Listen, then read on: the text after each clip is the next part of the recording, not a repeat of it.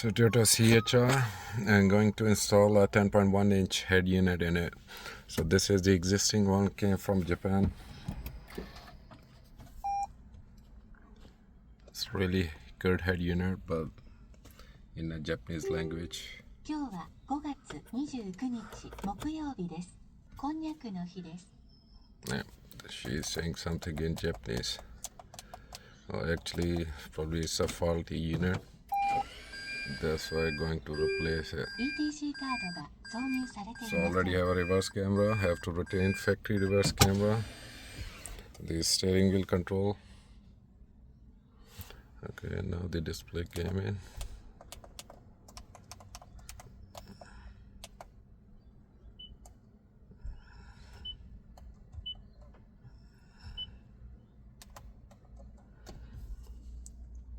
Yeah, quite a useless head unit here in Australia.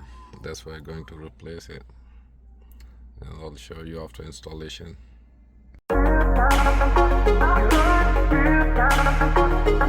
Thank you.